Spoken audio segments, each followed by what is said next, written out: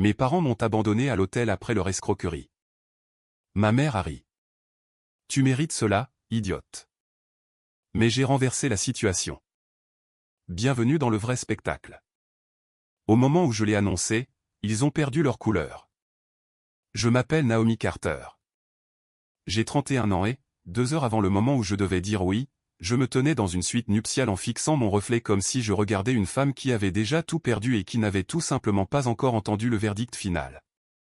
Je portais une robe en soie blanche qui aurait dû me faire me sentir belle, chanceuse, choisie. Au lieu de cela, j'avais l'impression d'être habillé pour une exécution publique. Quelque chose n'allait pas depuis des semaines. Les sourires forcés, les appels téléphoniques chuchotés qui s'arrêtaient à la seconde où j'entrais dans une pièce, la pile de documents que l'on m'avait dit de signer parce que la saison des mariages était mouvementée et que cela faciliterait tout plus tard. Je voulais croire que c'était le stress. Je voulais croire que les familles ne construisent pas de pièges pour leurs propres filles. Puis, j'ai entendu ma mère rire dans le couloir à l'extérieur de ma chambre, un rire bas et tranchant, comme si elle appréciait une blague privée. Une seconde plus tard, j'ai entendu mon père dire qu'une fois que ce serait fait, je ne verrais jamais venir ce qu'il m'avait pris. Ma main a glissé de la coiffeuse. Tout mon corps est devenu froid. À ce moment-là, j'ai réalisé que je ne marchais pas vers un mariage. Je marchais dans un piège. Ils allaient m'abandonner à l'hôtel, m'humilier devant tout le monde et utiliser les retombées pour couvrir une escroquerie qui se préparait dans mon dos depuis des mois. Et le pire n'était pas les euros. C'était d'entendre ma propre mère dire que je le méritais. Ce qu'ils ne savaient pas, c'est que j'avais cessé d'être naïf depuis longtemps. Alors qu'ils se préparaient à faire de moi la dupe du jour, je me préparais à transformer leur mariage parfait en la dernière erreur qu'ils feraient jamais. Avant de vous dire ce que j'ai entendu ensuite et ce qui s'est passé quand j'ai finalement marché dans cette allée, dites-moi quelle heure il est chez vous et d'où vous regardez. Parce que j'ai le sentiment que cette histoire va voyager beaucoup plus loin que ce mariage ne l'a jamais fait. À la seconde où les voix se sont estompées dans le couloir, j'ai verrouillé la porte et je suis resté là, essayant de respirer sans m'effondrer. On a frappé doucement un instant plus tard, et quand j'ai ouvert, Jenna Morale est entrée avec mon téléphone dans une main et un gobelet de café en papier dans l'autre. Jenna était ma meilleure amie depuis l'université, et parce qu'elle gagnait sa vie en organisant des mariages, très peu de choses la déstabilisaient. Mais un seul regard sur mon visage a effacé son sourire. Elle m'a demandé ce qui s'était passé, et je lui ai dit tout ce que je venais d'entendre. J'ai répété chaque mot aussi clairement que possible. Même la partie où ma mère a ri. Même la partie où mon père a dit que je ne verrais jamais venir ce qu'il m'avait pris. Jenna ne m'a pas interrompu. Elle a juste écouté, a posé le café et a fermé les rideaux comme si elle nous enfermait dans une salle de crise. Puis elle a posé la question qui a tout changé. Elle m'a demandé si j'avais des preuves ou seulement des soupçons. C'est à ce moment-là que j'ai plongé la main au fond de mon sac et que j'ai sorti la clé USB argentée que je transportais depuis 3 semaines. Je lui ai dit que j'avais cessé de faire confiance à mes parents le jour où mon père a poussé une pile de documents juridiques sur le bureau de son bureau et m'a dit de ne pas lui faire perdre son temps à les lire. Il a dit qu'il s'agissait d'ajustements successoraux de routine avant le mariage. Il a dit que c'était juste de l'intendance familiale. Il a dit que si j'aimais cette famille, je signerais et j'arrêterais de faire des difficultés.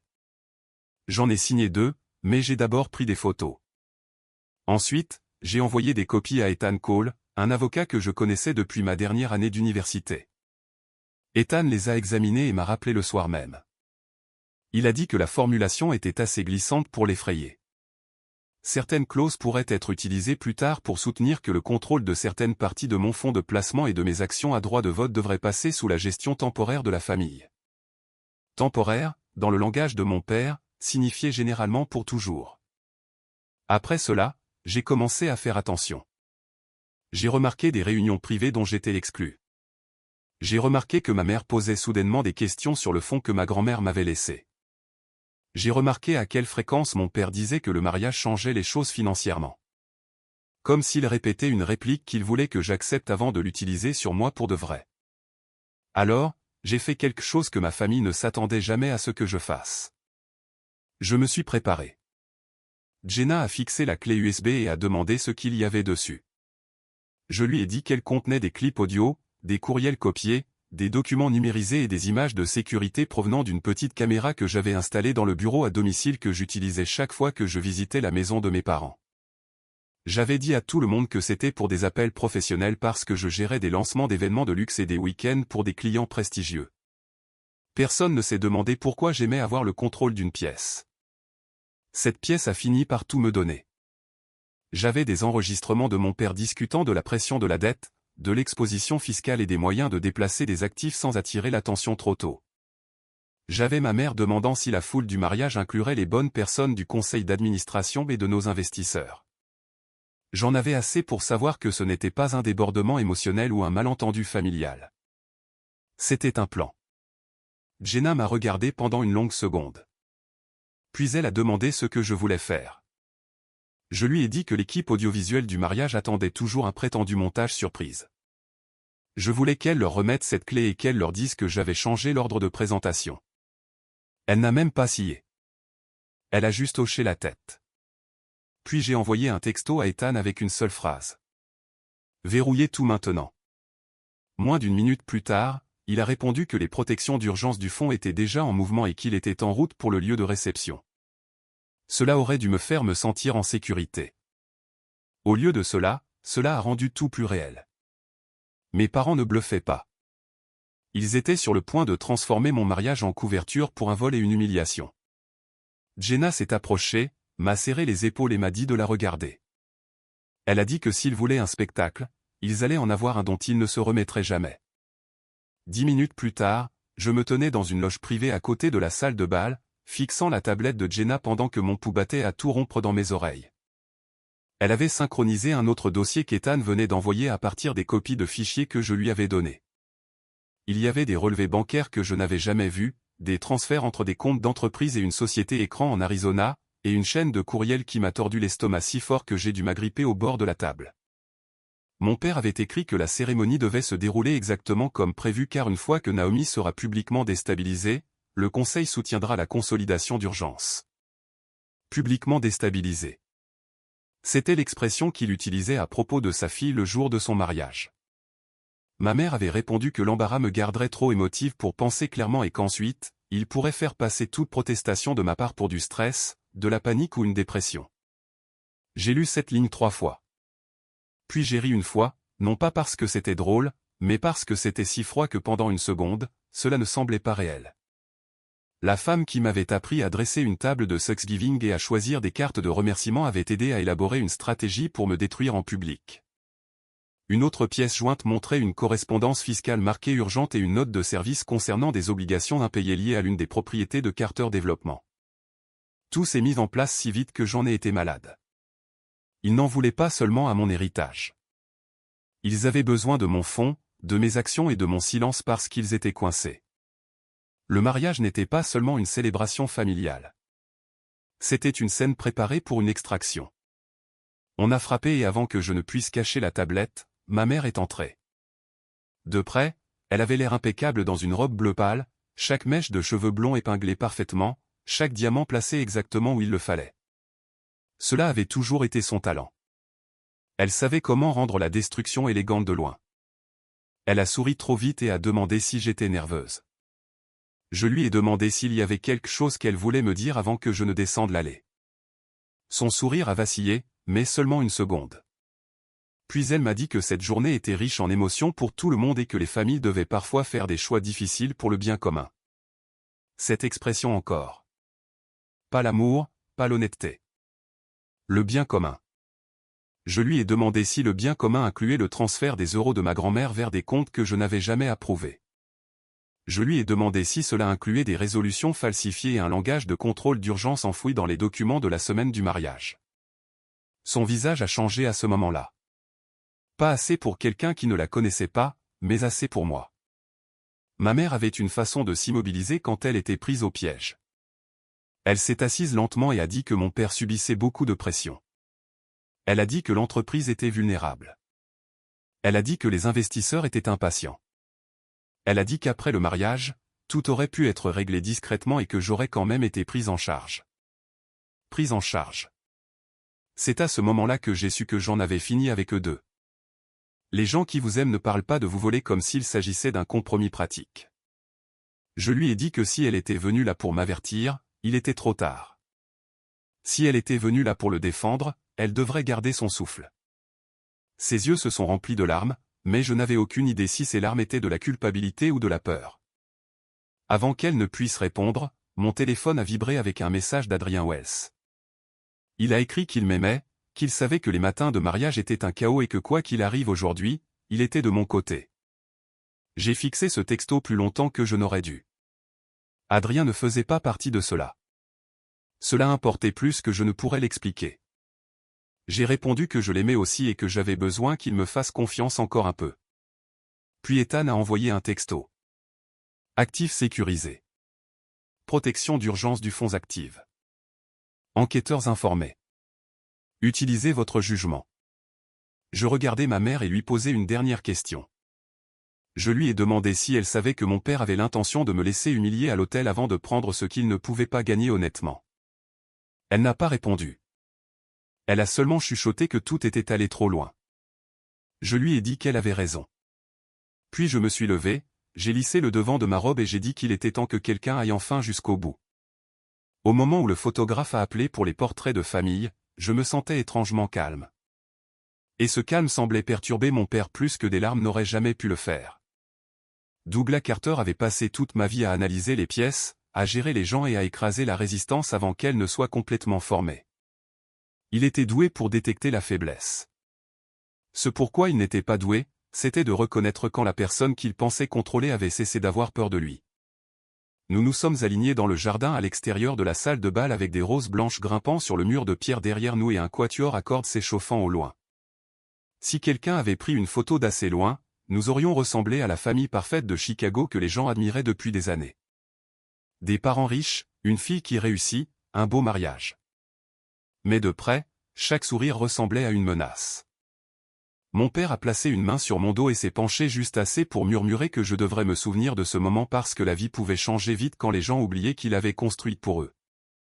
J'ai tourné la tête et j'ai souri comme s'il avait raconté une blague charmante. Puis je lui ai demandé s'il avait répété ce discours ou si la cruauté lui venait naturellement. Pour la première fois de la journée, j'ai vu l'incertitude vaciller derrière ses yeux. Bien. Qu'il se pose des questions. Après les portraits, Jenna m'a trouvé près de l'entrée latérale et m'a tiré dans une buanderie pour 30 secondes d'intimité. Elle m'a dit que l'équipe audiovisuelle avait le fichier en attente, que les écrans étaient testés et que le son était propre. Ethan était arrivé. 2 enquêteurs sur les crimes financiers et un agent de liaison fédérale attendaient à l'extérieur jusqu'à ce qu'il donne le signal. J'ai posé des questions sur Adrien. Elle a dit qu'Ethan lui avait discrètement demandé de rester près de l'entrée de la cérémonie et de ne pas réagir trop vite si quelque chose d'inattendu se produisait. Adrien n'avait pas aimé le secret, mais il a accepté parce qu'il me faisait confiance. Cela m'a presque brisé plus que toute autre chose. La confiance de la bonne personne fait toujours mal quand on vient de la perdre de la part des personnes qui étaient censées la donner en premier. Alors que Jenna se tournait pour partir, j'ai entendu des voix par la porte de service entr'ouverte qui menait au couloir de la bibliothèque. Mon père était à l'intérieur avec ma mère. Ils avaient l'air tendus. Ma mère a dit que j'étais trop calme et qu'il devrait peut-être reporter. Mon père a rétorqué qu'il n'y avait rien à reporter parce que les documents du conseil d'administration étaient déjà en mouvement et que la foule du mariage leur servait de couverture. Puis il a prononcé la phrase qui a fait s'emboîter chaque pièce. Il a dit qu'une fois qu'elle sera embarrassée devant tout le monde, elle se pliera ou s'emportera et de toute façon nous gagnerons. J'ai retenu mon souffle si fort que ça faisait mal. Mes propres parents ne prévoyaient pas seulement de prendre mes actifs. Ils comptaient sur l'humiliation publique pour m'affaiblir suffisamment afin de rendre le reste facile. C'était la partie dont j'avais besoin. Pas pour moi, pour tous les autres. Les gens peuvent rejeter l'avidité. Ils peuvent rationaliser les conflits familiaux. Mais quand ils entendent des parents discuter calmement de la façon de briser leur fille devant 200 invités, cela devient quelque chose de plus laid, quelque chose d'inoubliable. J'ai enregistré autant que j'ai pu, puis j'ai reculé avant qu'il n'ouvre la porte. 1 minute plus tard, j'ai trouvé Ethan qui m'attendait dans un couloir latéral, élégant dans un costume sombre, un dossier juridique sous un bras, l'expression illisible comme seuls les avocats savent le faire. Je lui ai donné mon téléphone et je lui ai dit que j'avais un clip de plus. Il a écouté en serrant la mâchoire, puis il me l'a rendu et a dit que ce n'était plus simplement défensif. C'était décisif. Il a revu la séquence finale avec moi une fois de plus. Mon fonds et mes actions étaient protégés. Tout argument de transfert que mon père essaierait d'avancer échouerait. Les documents que nous avions copiés étaient suffisants pour déclencher un examen plus approfondi. Si l'exposition publique se produisait en premier, les enquêteurs auraient un motif raisonnable pour agir rapidement. Il m'a demandé si j'étais absolument sûr. J'ai regardé vers les portes de la salle de bal, vers les personnes qui prenaient déjà place pour ce qu'ils pensaient être un somptueux mariage familial, et j'ai dit oui. Non pas parce que je voulais la vengeance plus que la paix, mais parce que les gens comme mes parents comptent sur le fait que la paix est plus pratique que la vérité. Puis Jenna est réapparue et m'a dit qu'ils étaient prêts à m'aligner pour l'aller. J'ai pris une dernière respiration, j'ai ajusté mon voile et j'ai prononcé les mots qui montaient en moi depuis le matin. S'ils veulent un spectacle, assurons-nous qu'ils m'appartiennent. La musique a commencé doucement d'abord, puis s'est élevée dans la salle de bal alors que les portes s'ouvraient et que chaque invité se levait. J'ai pu sentir tous ses yeux se poser sur moi en même temps. L'admiration, l'attente, le doux soupir collectif que font les gens lorsqu'ils pensent assister à quelque chose de beau. La salle de bal du domaine de Lake Forest était exactement comme je l'avais conçue. La lumière des bougies scintillait sur les tables en miroir. Des orchidées blanches encadraient l'allée. Des lustres en cristal projetaient une lumière chaude sur des centaines de visages polis. Cela aurait dû sembler magique. Au lieu de cela, j'ai eu l'impression de monter sur une scène où je connaissais enfin le scénario que les autres acteurs m'avaient caché. Mon père se tenait à mes côtés, m'offrant son bras. Il souriait à la foule comme un homme fier de donner sa fille. J'ai pris son bras parce que je le voulais près de moi quand cela arriverait. Nous avons descendu l'allée lentement. J'ai vu Adrien à l'hôtel, beau, stable et confus. Seulement de la manière normale dont un marié a l'air nerveux avant les vœux, cela m'a ancré. Quoi que devienne cette journée, une chose dans cette pièce était encore réelle. Lorsque nous avons atteint le devant, mon père a embrassé ma joue pour les apparences. Ses lèvres étaient froides. L'officiant a souhaité la bienvenue à tous et a commencé les premières phrases de la cérémonie. Puis, exactement comme prévu de leur côté, mon père a interrompu. Il l'a fait avec un lourd soupir, comme un homme accablé par la vérité. Il s'est tourné vers les invités et a dit qu'il ne pouvait pas en toute bonne conscience permettre que ce mariage aille de l'avant. La pièce a changé instantanément. Les gens se sont penchés en avant. Des murmures ont commencé. Adrien l'a regardé avec incrédulité. Je n'ai pas bougé. Mon père a dit que des réalités douloureuses avaient été révélées au sujet de mon jugement et de mon aptitude à assumer les responsabilités attachées au nom des Carter. Il a dit que l'amour ne pouvait pas réparer l'insouciance. Il a dit que parfois une famille devait prendre une décision dévastatrice pour se protéger. Puis ma mère s'est avancée à côté de lui. Je me souviendrai de l'expression de son visage pour le reste de ma vie. Pas de la rage, pas de la tristesse, de la satisfaction. Elle avait l'air presque soulagée d'arrêter enfin de faire semblant. Elle m'a regardé droit dans les yeux, a laissé échapper un petit rire et a dit « Tu mérites cela, idiote ». Un son a traversé la pièce, alors, pas tout à fait un halètement, pas tout à fait un silence, quelque chose de laid et de choqué entre les deux. C'était le moment où il pensait que j'allais craquer. C'était le moment où il croyait que l'humiliation elle-même ferait la moitié du travail pour eux. Adrien a prononcé mon nom et a fait un pas vers moi, mais j'ai légèrement levé une main, lui demandant sans mot d'attendre. Ma mère a continué à parler. Elle a dit que je m'étais attiré cela. Mon père a annoncé qu'après l'arrêt officiel de la cérémonie, la famille s'occuperait de toutes les questions juridiques et financières connexes de manière privée et responsable. En privé. De manière responsable. Ces hommes aiment toujours ces mots quand ils signifient exactement le contraire. J'ai regardé la foule. Des associés commerciaux, des membres du conseil d'administration d'organismes de bienfaisance, des amis de la famille, des personnes qui avaient passé des années à me dire à quel point j'étais chanceuse de venir d'une famille aussi puissante. Et j'étais là, en soie blanche à l'hôtel, renvoyé comme un inconvénient. Pendant une seconde suspendue, j'ai compris exactement combien de femmes avant moi étaient restées silencieuses parce que des moments comme celui-ci sont conçus pour vous écraser et vous réduire au silence. Puis j'ai souri. Ce n'était pas un grand sourire. Ce n'était pas dramatique.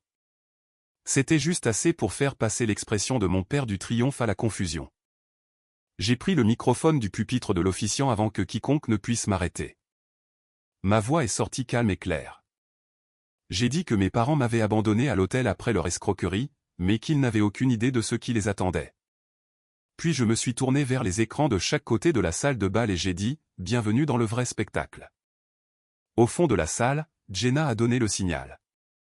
Les lumières ont légèrement baissé. Le premier écran s'est animé. Le visage de mon père a perdu ses couleurs avant même que le son ne commence. Sur l'écran, sa voix a rempli la salle de bal. Il discutait de la consolidation d'urgence, de mon fonds, de l'embarras public et du calendrier. Ma mère était aussi dans l'enregistrement. Demandant si je serais trop émotive après coup pour contester quoi que ce soit efficacement. Quelqu'un dans la foule a même dit « Oh mon Dieu !» à voix haute. Adrien a reculé de l'autel, pas loin de moi, mais loin d'eux, comme si la vérité avait physiquement redessiné la carte de la pièce. Mon père s'est jeté vers le poste du technicien, mais la sécurité l'a bloqué. Ma mère n'arrêtait pas de dire « Éteignez-le. Éteignez-le. » Seulement, sa voix semblait plus petite à chaque fois.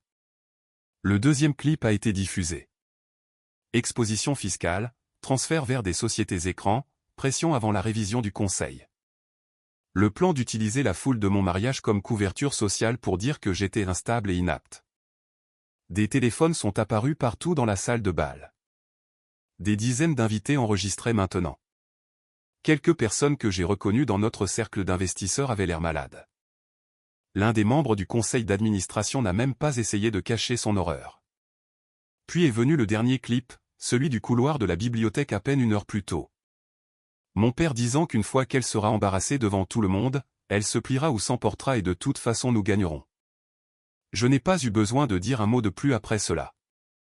La salle avait déjà choisi ce qu'elle croyait. Ma mère m'a regardé comme si elle ne m'avait jamais vu auparavant. Bien. Qu'elle apprenne ce qui se passe quand la fille qu'elle a sous-estimée cesse de rester immobile. Le chaos n'a pas explosé d'un coup. Il s'est propagé par vagues. D'abord le silence après la fin du troisième clip. Puis les chuchotements. Puis la montée en flèche des voix des invités demandant si les enregistrements étaient réels, si les documents étaient réels, si Carter Développement faisait l'objet d'une enquête. Mon père a essayé de reprendre le contrôle de la seule façon que les hommes comme lui connaissent. Il m'a pointé du doigt et a dit « C'est une performance montée hors contexte par une mariée hystérique ». Il a dit que j'étais émotive, vindicative, confuse. Mais alors même qu'il parlait, Ethan a descendu l'allée latérale et est monté sur l'estrade avec le genre de sang-froid qui fait paniquer les menteurs. Il s'est présenté clairement, a déclaré qu'il représentait mes intérêts juridiques et a informé l'Assemblée que mon fonds et mes actions à droit de vote avaient été sécurisés sous protection d'urgence ce matin-là en raison de preuves crédibles de fraude et de tentatives de transfert coercitif. Il a brandi un paquet scellé et a dit que des copies des documents justificatifs avaient déjà été fournies aux autorités compétentes. C'est à ce moment-là que mon père a cessé de parler pour la première fois de ma vie. Ma mère lui a attrapé le bras si fort que son bracelet s'est cassé. Adrien est venu à mes côtés à ce moment-là. Il ne m'a pas demandé pourquoi. Il n'a pas demandé si c'était vrai. Il s'est simplement tenu à côté de moi, assez près pour que tout le monde voie où il avait choisi de se tenir. Cela comptait. Cela a fait s'effondrer ce que mes parents avaient mis en scène dans une deuxième direction également. Ils avaient voulu l'image d'une mariée rejetée. Au lieu de cela, ils ont eu l'image d'une fille exposée et d'un couple refusant d'être manipulé. Les portes de la salle de bal se sont ouvertes et 3 enquêteurs sont entrés avec la sécurité du lieu. Ils n'ont pas été théâtraux à ce sujet. Ils n'en avaient pas besoin. La véritable autorité fait rarement du spectacle quand les preuves l'ont déjà fait. L'un d'eux a demandé à Douglas Carter et Helen Carter de s'écarter pour être interrogés concernant des fraudes financières, des irrégularités documentaires et une possible mauvaise utilisation des actifs liés au fonds. Mon père a ri comme rient les gens coincés quand ils pensent encore que l'arrogance peut remplacer l'innocence. Il a demandé si quelqu'un savait qui il était. L'enquêteur principal a répondu que oui, il le savait, et que c'était exactement pour cela qu'ils étaient là. Les invités ont reculé pour faire de la place. Certains semblaient stupéfaits. Certains semblaient fascinés. Quelques-uns avaient l'air soulagés, ce qui m'en disait plus que ce que j'attendais. Les personnes puissantes ne créent pas seulement de la peur. Elles créent un ressentiment silencieux chez ceux qui sont forcés de les flatter. Au moment où ils tombent, vous pouvez voir combien de personnes attendaient que la gravité finisse le travail. Ma mère a commencé à pleurer alors, mais même cela ne semblait pas sincère. Cela semblait effrayé. Elle n'arrêtait pas de dire qu'elle n'avait fait que ce qu'elle pensait être nécessaire pour sauver la famille. J'ai finalement repris la parole. Je lui ai dit que les familles ne sont pas sauvées en sacrifiant l'enfant qui a le plus à perdre. J'ai dit à mon père que s'il avait eu besoin d'euros, il aurait pu demander. S'il avait eu besoin d'aide, il aurait pu dire la vérité. Mais il voulait plus qu'un sauvetage. Il voulait l'obéissance. Il voulait m'apprendre que tout ce que je possédais, même mon avenir, lui appartenait toujours s'il en décidait ainsi. Un des membres du conseil d'administration s'est avancé de la table avant et a demandé à Ethan si les allégations impliquant les fonds de l'entreprise étaient crédibles. Ethan a répondu que sur la base des documents actuellement disponibles, crédible était le mot le plus doux qu'il utiliserait. Cela a ouvert la salle encore plus grand. Les téléphones ont continué à se lever. Les voix ont continué à se répandre. Quelqu'un de l'un des conseils d'administration d'organismes de bienfaisance de la ville s'est détourné de ma mère, refusant de croiser son regard. Mon père a tenté un dernier mouvement. Il a dit que rien de tout cela ne pouvait être prouvé et que les conversations familiales privées n'étaient pas des crimes. Ethan a répondu que des signatures falsifiées, des transferts dissimulés, des comptes fictifs, des documents coercitifs et de la tromperie fiscale n'étaient pas de simples conversations. Puis il a tendu à l'enquêteur principal un deuxième dossier. Mon père a vu ce dossier et a pâli d'une manière que personne ne peut simuler. Il savait ce qu'il y avait dedans. Les brouillons copiés, le langage de la succession, la note du conseil d'administration, la trace de la société écran. Jenna s'est approchée de moi et a chuchoté que chaque écran de la salle avait automatiquement sauvegardé les images sur le stockage en nuage. Il n'y aurait plus de retour en arrière possible maintenant. J'ai presque ri. Mes parents avaient passé des années à croire que la seule personne de la famille qui comprenait la mise en scène, c'était eux. Ils ont oublié que j'avais bâti ma carrière sur le contrôle de ce que les salles voient et du moment où elles le voient. Alors que les enquêteurs escortaient mes parents vers la sortie latérale, mon père s'est retourné et m'a traité d'ingrate. Ma mère a demandé comment je pouvais faire cela à ma propre famille. C'était la question qui m'a presque enflammé. Je leur ai dit qu'ils avaient posé la mauvaise question toute la journée. La vraie question était de savoir comment ils avaient pu faire cela à leur propre fille et s'attendre quand même à ce que je les protège des conséquences. La salle de bal est redevenue silencieuse après cela. Adrien a pris ma main et, pour la première fois depuis le matin, je me suis autorisé à le ressentir. Chaleureux, stable, réel. Ma robe bruissait encore quand je respirais. Les fleurs sentaient encore bon. Les lustres étaient encore brillants au-dessus d'une pièce qui venait de regarder une famille se détruire en public. Puis j'ai regardé les invités et j'ai dit que la réception avait toujours lieu. Seulement maintenant, ce serait une célébration de la vérité. Et d'une certaine manière, après tout, les gens ont commencé à applaudir. La partie la plus étrange de cette journée ne fut pas de voir mes parents perdre le contrôle. Ce fut de voir ce qui s'est passé après. Une fois le premier choc passé, la salle a changé. Des gens qui avaient été figés sur leurs chaises sont venus me voir un par un.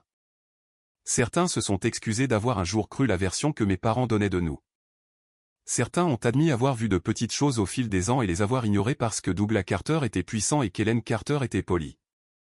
Et personne n'aime être la première personne à dire que quelque chose ne va pas au sein d'une famille riche. Ethan est resté proche, se déplaçant entre les invités, les enquêteurs et les membres du conseil d'administration avec l'efficacité calme de quelqu'un s'assurant que la vérité ne passait pas à travers les failles procédurales. Jenna a réussi, je ne sais comment, à transformer une réception de mariage ruinée en le pivot de crise le plus propre que j'ai jamais vu. Elle a demandé au personnel du bar de continuer à servir des verres. Le groupe a joué de la musique douce et le fleuriste a déplacé les arrangements pour que le devant de la salle de bal ne ressemble plus à une scène de crime en haute couture. Adrien et moi nous sommes tenus ensemble près de la piste de danse pendant que le président du conseil d'administration informait discrètement Ethan qu'un examen d'urgence de Carter Développement commencerait immédiatement. Au coucher du soleil, les comptes de l'entreprise liés au transfert douteux étaient en cours d'examen. Un conseiller externe avait été engagé. Et les mêmes personnes qui traitaient autrefois mon père comme le soleil lui-même parlaient soudainement de lui au passé. C'était cela le problème avec le faux pouvoir. Il a l'air permanent jusqu'à ce que les preuves arrivent. Ma mère a envoyé 2 messages ce soir-là par l'intermédiaire de son avocat. Le premier disait qu'elle n'avait jamais voulu que cela se passe comme cela. Le deuxième disait qu'elle espérait qu'un jour je comprendrais la pression qu'elle avait subie. Je n'ai répondu à aucun des deux. Certaines excuses ne sont pas vraiment des excuses. Elles sont juste une autre façon de demander à la victime de porter l'inconfort pour tous les autres. Adrien et moi ne nous sommes pas mariés ce jour-là. Il y avait trop de fumée dans l'air, même après que le feu eut fait le travail nécessaire. Mais il est resté. Il s'est assis à côté de moi longtemps après le départ des invités. Après que le personnel a débarrassé les bougies à moitié fondues et les parts de gâteau de mariage intactes, il m'a dit que ce que j'avais fait n'était pas cruel. C'était courageux. Je ne sais pas si je le croyais déjà, mais je me suis accroché à ces mots de toute façon. Dans les semaines qui ont suivi, plus de détails ont fait surface. L'exposition à la dette de mon père était pire que ce qu'Ethan avait même soupçonné. Les documents falsifiés étaient liés à un schéma de manipulation financière qui allait bien au-delà de moi. Ma mère a perdu toutes les fonctions caritatives qu'elle avait passé des années à peaufiner pour en faire une armure sociale. Les gens ont cessé de retourner leurs appels. Les invitations ont disparu. Leur cercle a fait ce que font toujours les cercles de l'élite lorsque le scandale devient indéniable. Il a prétendu que la distance avait toujours existé. Quant à moi, j'ai pris le contrôle de ce qui m'appartenait légalement et j'ai refusé d'hériter de ce qui était moralement brisé. J'ai travaillé avec Ethan et le conseil d'administration restructuré pour ouvrir un examen de restitution pour les personnes lésées par les pratiques trompeuses de l'entreprise. J'ai également financé une petite initiative d'éducation au nom de ma grand-mère, axée sur la littératie financière, la sensibilisation juridique et le contrôle coercitif au sein des familles, car c'était la leçon à laquelle je ne pouvais cesser de penser. Les dommages les plus profonds dans des histoires comme la mienne ne commencent pas avec des euros volés. Ils commencent quand l'amour est utilisé comme moyen de pression et que l'obéissance est confondue avec la loyauté. Les gens doivent savoir qu'être de la même famille ne donne à personne le droit de vous tromper, de contrôler vos actifs, de vous faire honte pour vous réduire au silence ou de transformer votre confiance en arme. Ils doivent savoir que comprendre les contrats est important, poser des questions est important, la documentation est importante, les limites sont importantes, et s'exprimer avant que la maltraitance ne devienne une tradition est la chose la plus importante de toutes. Je pense encore parfois à ce moment à l'hôtel, celui où ma mère a souri et a cru qu'elle m'avait brisé. Ce qu'elle n'avait pas compris, c'est que l'humiliation ne fonctionne que lorsque la cible accepte la honte. J'ai rendu la honte aux personnes qui l'avaient méritée. Et s'il y a une bonne chose que je peux laisser derrière moi de cette journée, c'est celle-ci. La vérité peut vous coûter du confort au début, mais les mensonges coûtent beaucoup plus cher à la fin. Le respect de soi n'est pas égoïste. La connaissance n'est pas de la déloyauté. Se protéger n'est pas de la cruauté. Parfois, la chose la plus significative que vous puissiez faire pour vous-même et pour les autres personnes qui regardent en silence est de tracer une ligne et de refuser de laisser quiconque, même votre propre sang, la franchir.